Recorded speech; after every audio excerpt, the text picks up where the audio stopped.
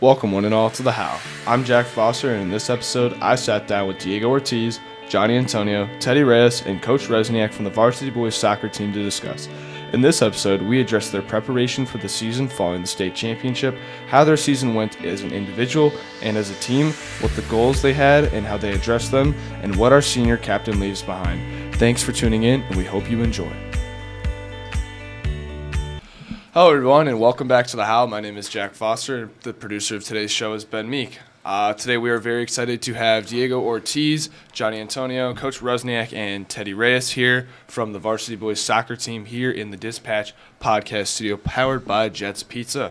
Welcome in, guys. Thank you so much for coming in. How you doing on this fine morning? Pretty good. How about you? Doing great. That's good. I'm doing well, thank you. So just kind of getting started. A little bit of background. So how did you guys get into soccer? My stepdad actually just brought in FIFA to the house. I was pretty young and then just started playing FIFA and then just wanted to recreate that stuff in real life. So I just went outside, got a ball, and played with it.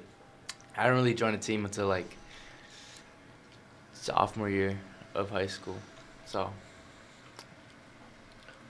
Just since when I was a little kid, my parents put me in every sport possible, but I picked soccer from a really young age. I knew I was the best at it, so I joined the club really young, but I've just been playing for my whole life.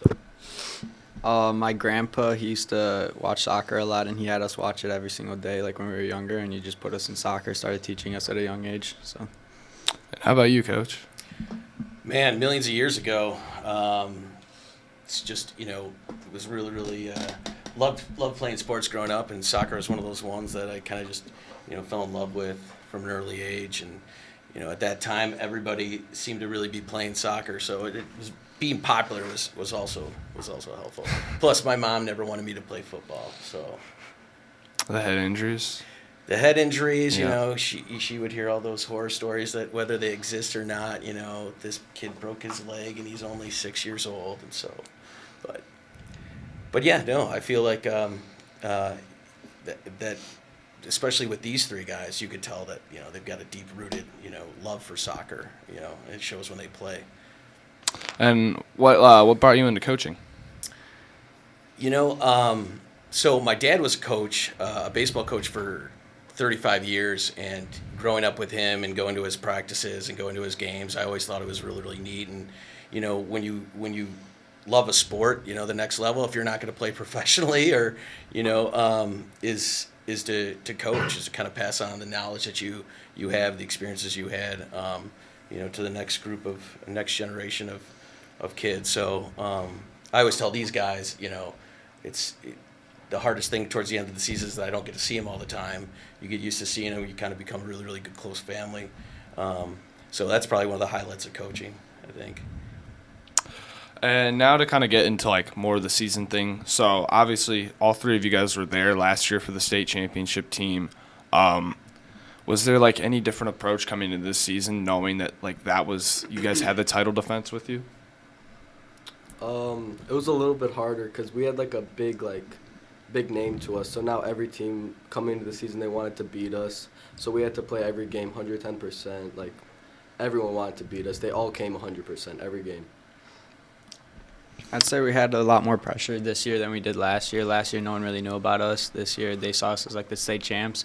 So as Johnny said, they were just coming hard every single game, and we had more pressure on us to win every single game and do our best. Yeah, I feel like that's good, though, always getting that challenge. And obviously, what were some of the emotions you felt after winning the championship last year? And, what steps were you going to take to defend that title? And how were you going to let those emotions carry over into the game and how you played? Last year was it was just insane, winning state, obviously, we did it for the seniors too. And then this year, we just I think we took a different approach. We took it game for game, not doing a whole, planning out a whole season, but doing it game for game so we could be more locked in, more focused,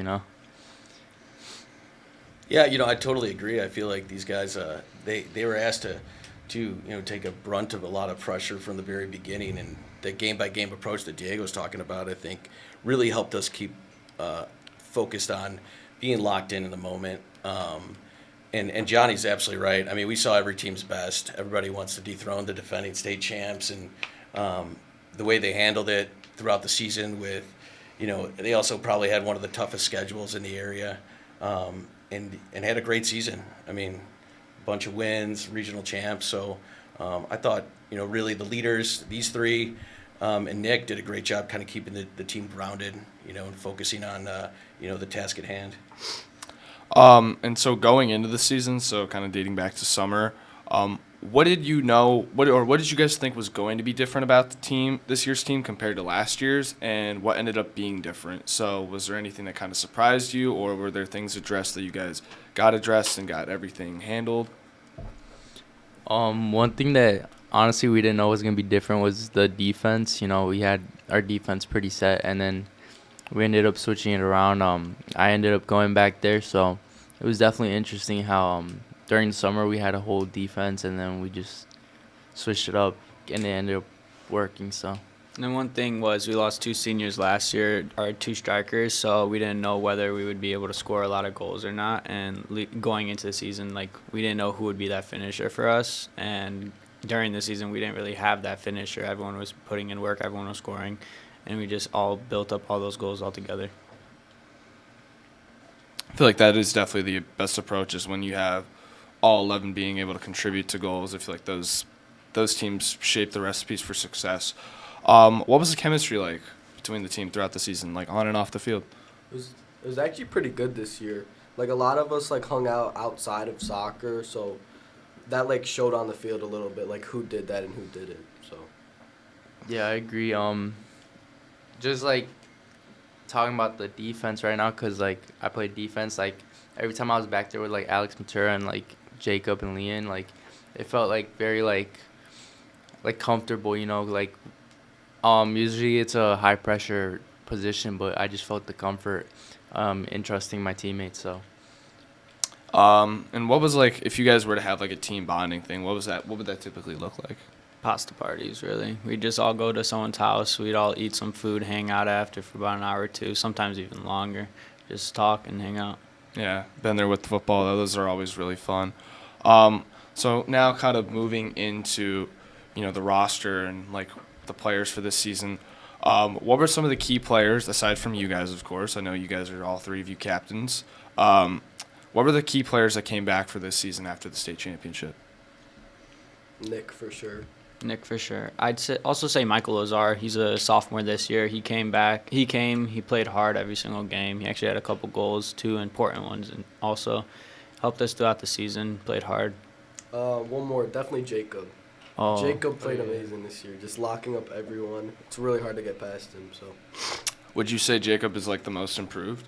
For sure, I think so. Yeah, from last year I'd say so. I mean, he's really good on the ball too. That's a ton of comfort, He's good. And so how do you, from your guys' standpoint, how do you guys think you improved over the offseason, and how do you think you improved throughout the season itself?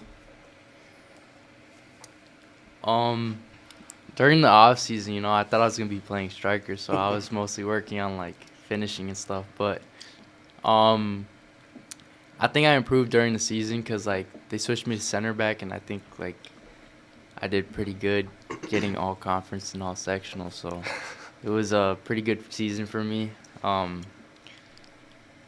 Yeah. In club, I played striker, so I actually worked on my finishing more and controlling the ball on my feet and moving it around with my feet. But during the season, I was playing the defensive mid, so I had to learn and be more focused on positioning and staying in my place, making sure I have that whole middle locked down with my other 3, and just making sure I don't get up too high and lose all that positioning. Yeah, that is probably, based off what I remember about soccer, that's probably the toughest position to learn, being able to position yourself you're transferred between all 3 thirds. What about you, Johnny? Coming into the season, I honestly thought I was going to be playing striker most of it. I played it sometimes, but I also played the outside of the midfield. So, I don't know, it was kind of tough for me to have both positions down. I'd say being striker is really mentally hard on you because you don't finish. If you miss a shot, your confidence goes down and stuff. But I think I also improved a lot on being not as mad on the field like as I used to be. I used to like not be able to like control my anger, and like my mom got mad at me, so I just stopped. So that's it. That's a good way to control the emotion. So wait, Yeah. you guys are always saying like, oh, I thought I was going to be striker this season. Who ended up being the striker this year? None of us. None of us. It Like was Daria Mishak. Mishak. Daria and We Mishak. brought up David K. from JV. Is he an underclassman? no. He's Nah, a he's a junior. Oh, okay. So coach, what about like? So what do you think of some of the other classmen? How do you think they're like they can keep shaping the team as it goes on? I think these guys, the kids that were the returners, they did a really good job. Working with kind of the newer players and getting them acclimated with the speed of play, but also overall like what it means to play Hershey soccer and the structure of our game tactically. I think a big thing was there was going to have to be pieces that were going to have to fill into spots that we didn't have or that we had last year, and I think it was kind of an opportunity for a lot of individuals to grow, whether they were in position or out of position. Diego's a perfect example. Kind of was really locked in as a forward or as a striker, and with his athleticism, he became a dominant center back. And Teddy and Johnny, because they're here, they're kids that literally can play pretty much any position on the field. And they really helped kids come along being like, you're not really married to a position, you're married to, how I can best help the team, how I can best facilitate, positive outcomes within a game. And I think both of them excel at that. So I think it really, they did a great job just bringing people around, brand new lineup, new kids in new positions, adjustments made in the game. And their ability to kind of do that was just a huge thing of maturity. I think that goes on. And they always, okay, wherever you need me, wherever we're going to, Johnny in a game would probably switch in different positions almost every single game, depending on what kind of look we were trying to get. Which, like he said, is, it's really challenging. The positions that both these two play specifically, because there's such an offensive and a defensive need, become taxing. The fact that the minutes that they got, is pretty incredible. The amount of soccer that they played. They definitely got their season's worth of soccer. So I told them that they're all supposed to just not think about it for a little bit. But I'm sure they're already probably playing with their clubs, aren't they? Yeah, they see. And Diego would probably is outside trying to shoot the ball around still. So you talked about kind of being married to the team rather than being married to a position, which is more, I'd say, more of a culture thing. So from a coaching standpoint, like what kind of precedent do you like to set for your players? We want all our kids to be, complete soccer players. I think, I always say, like, unless you have a professional contract that says that you're supposed to play in one position and you've scored 1,000 goals, then really you have to be ready to play anywhere that your team needs. And I think that's something that Hershey soccer in general excels at. Even with the under levels, kids play in all different positions early so that they kind of understand that maybe their skills and maybe their strengths are going to be better fit in a position. And it's incredible how great that is when you can say, hey, what's your thoughts about playing this side? Like, I could do it, because they're comfortable there. And especially now, like, I feel like a lot of the kids that, will get in, the younger kids, they all play midfield. So they're all midfielders or they're all forwards, and, you have to shape them and say, okay, well, there's another spot that's wide open that if, you want to take it, you can, if that's something that you want. And kids usually love that challenge. I think that kind of separates us from a lot of programs and teams, is that pretty much, with the exception of our wonderful goalkeeper, Patrick, like, they literally, you can move kids around a ton, and they'll be, you won't see a huge drop off as far as what they're able to do on the field. And for some of the players, what were some of the goals that you guys had set for yourselves going into the season, and did you end up meeting those goals? I'm pretty sure it was just come out like every game strong. I think we did that pretty much most of the time, and then we had like some defensive goals, like both on the field and off the field. Like, we wanted to keep like 14 clean sheets or something like that. Yeah.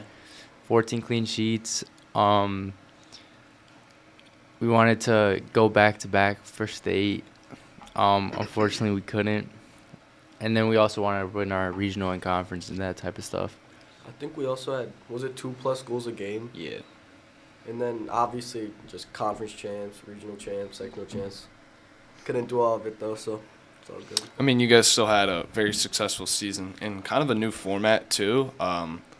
Forgot to address, should have addressed this, but the new conferences with how the MSL is reshaped, you guys are facing new opponents pretty much every year. You guys aren't playing Prospect as much. You aren't playing Wheeling or some of those other teams that we see in the typical East. You guys are playing new opponents. So, I mean, from coach and even from some of the players, how did you address those along the way, and what did you know was going to be different? I think we all knew it was going to be an adjustment and different. I think the strength of our conference as a whole is that we used to play everybody once, and given any conference game, it's going to be a great competitive match. So the fact that we split it up into 2 different divisions based on past results was kind of tough to navigate, because you do have rivalries like with Prospect and even with Wheeling, where you weren't going to play them, and if you did, it was a non-conference game, so it doesn't make it nearly as special. But the other thing was facing every team in our division twice was tough.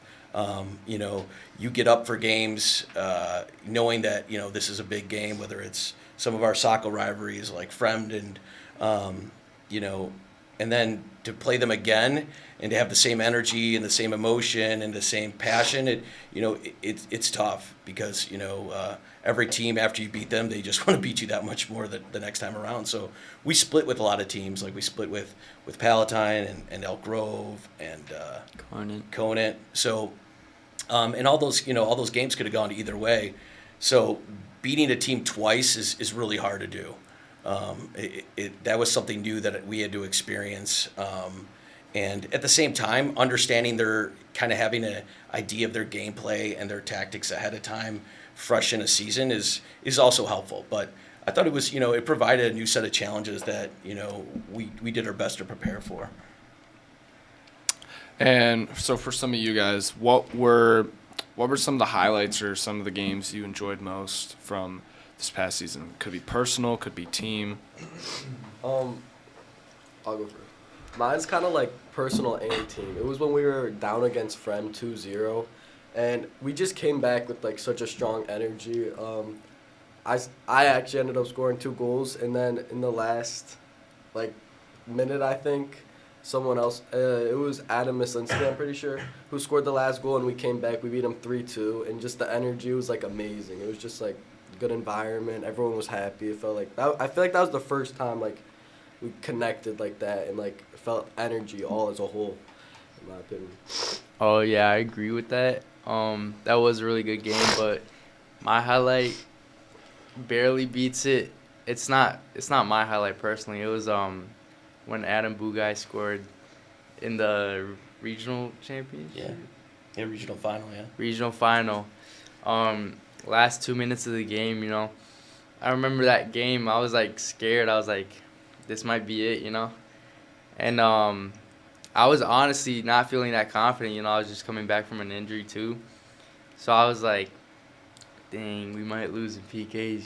There's a chance. Everything, and right as I'm thinking that, I look up and see Adam just strike it with his left foot into the basically top corner. I mean, it hit off the keeper's back in. So, I don't know. It was just crazy to go celebrate. Felt nice again, My favorite game was probably, not maybe one of my favorites. They took my favorites, but it was also Elgin. We were down 1-0, and coaches went to 3 and back, and we had more people pushing and attacking. And we came back 2-1, literally, I think that was the last 5 minutes or something like that. We scored 2 goals, and then we won 2-1. And what's one word that you guys would use to describe this season? Exhausting. So many games, man. You don't understand. At some point, we had 4. It was 9 games in 11 days. Oh, but my we gosh. rescheduled a couple, so we went down to 7 or 8. But yeah, it was exhausting. That is brutal. But that's kind of what comes with the new scheduling, and maybe it's got to be up to the MSL to maybe fix that, because I don't think 8 games in 11 days is very healthy, but, that's not for me to decide, unfortunately, or you guys.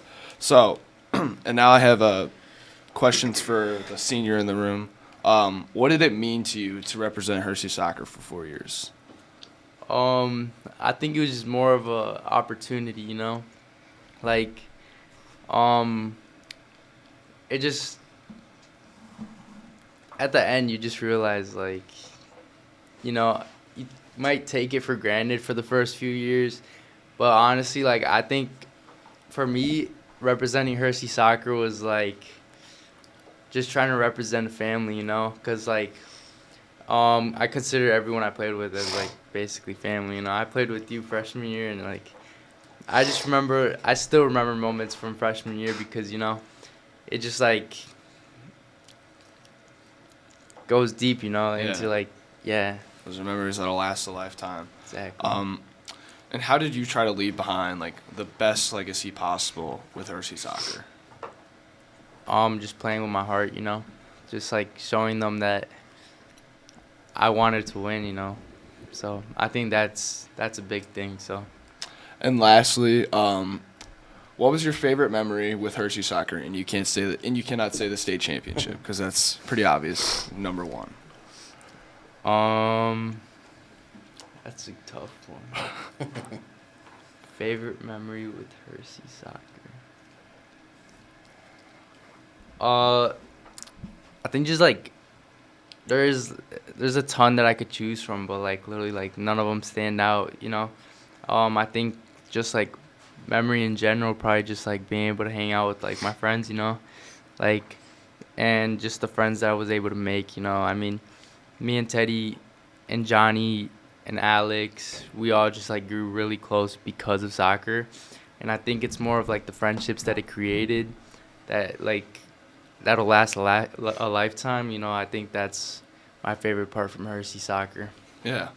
And I mean, you guys can all answer this too, but like, what's some advice you would give to underclassmen, like either the ones on varsity or JV1 or even on freshmen?